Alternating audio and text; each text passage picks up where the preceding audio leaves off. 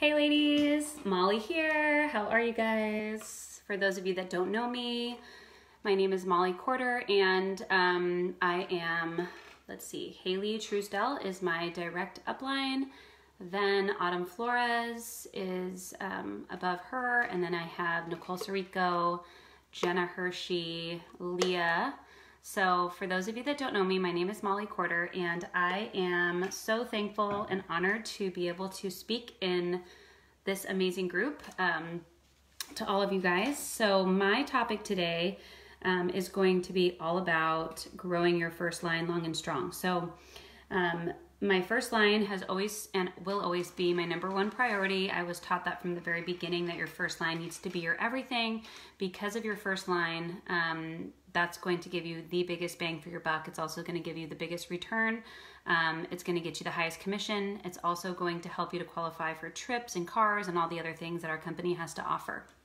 So growing your first line, let's talk about it. So I have been in the company, I think a little over 18 months, 19 months now.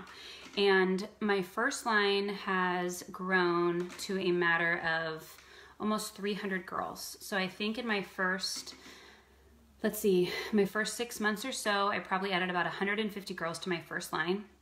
And then in the last 6 to 10 months, I would say I've added about another 150, 120-ish.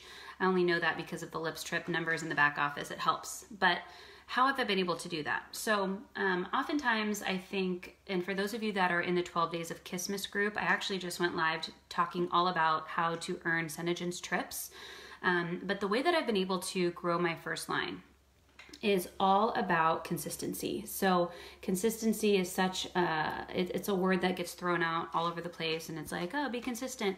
Yes, be consistent, but actually doing it is a totally different story. So being able to be successful year after year after year after year is very difficult, because even though you're consistent for your first year, maybe your first year you hit Costa Rica, or maybe your first year you hit a trip, or maybe your first year you're car qualified, being able to keep up that intensity and that same drive and grit and determination every single year following is a lot more challenging, because it is very easy, and most people in direct sales, they quit within their first year. But that's why you see people that, they go out the gate really strong. So for example, in my first year, I was able to add a lot of girls to my team, and my first line specifically. And most people might say, well, that makes sense because your warm market is being tapped into. So all of your friends and friends of friends, those are the people that you've already hit up, you've talked to, you've been able to message. And, those are the people that are going to join you straight off the bat. But then in your second year in the business, that warm market is not necessarily tapped out, but it's a lot less. There's a lot less people that you know on a one-to-one basis that are going to join you. And now you're going to have to start getting creative. Well, I can tell you that there will never, ever be a shortage of people that want to join you. The people are out there. Trust me. In my first year, I had a lot of girls join, but in my second year, in my second 6 to 10 months, I would say, more people joined me during that time than my first year. And that has everything to do with grit, determination, consistency, and the flat out ability to not accept the fact that I'm going to stop growing. So as the company goes here, here, here, here, here, I have been able to kind of stay pretty consistent because of what I'm able to control, and that is my everyday action. So one thing, number one, the products are always going to be the number one way to get people to join your first line, to join your team. When people fall in love with the products, they are way more inclined to want to sell them if they love them themselves. So it is always my number one goal to get as many brand new customers into my sales group as possible. Funneling people into my sales group is my first priority. Once people are in my group, then I have a much better chance of eventually having them sign up to join me, because they are going to watch and see that what I'm doing is something they can also duplicate. They're also going to see that what I'm doing is fun by the way that I come off.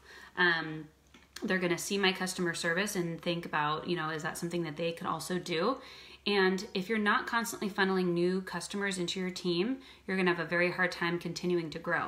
So, or into your group. So some of the things that I do is I'm constantly looking for referrals. I'm constantly doing referral programs. Sorry, I have the hiccups. I'm constantly, if I do a vendor event or any sort of event where I'm meeting new people, like the discount or anything that I give is all in regards to them joining my group. So once I get them in my group, I know I can hook them, because I know that once they're in there and they give me the chance to show what these products can do, they're going to want to stay. They're going to want to try them. So I absolutely would say that your number one focus should be to constantly be finding new people. And the way that you do that is by getting yourself out there, put yourself in mom groups, chat about your products when you're at your kids' soccer practice. And when somebody joins you, give them an incentive for adding 5 to 10 friends. So every time a new girl joins my Hot Lips by Molly group, I message them to welcome them. I always do voice memo, never text, and I offer them some sort of discount, 10% off, free shipping for adding 10 of their best friends to my group as well. And these could be family members, friends, but people that genuinely love makeup and skincare. So I'm constantly growing my group. My group started at about 100 people that I just added to it when I first started. I have about 1,000 now. A lot of those are girls on my team, but it took everyday hard work to find people. You will not get sales just posting in your Facebook group. You need to be actively finding people, being creative, thinking outside the box, coming up with ideas to try and get new blood. It's all about the new blood. There's the girls that are very successful in this business. I'm thinking like Lisa Tippin Morris. Why is she so? She's constantly getting new people. New blood, new blood, new blood. So if you're not doing vendor events, if you're not out there doing lips and sips, if you're not doing get-togethers, if you are not doing demos, you're going to have a hard time finding new people.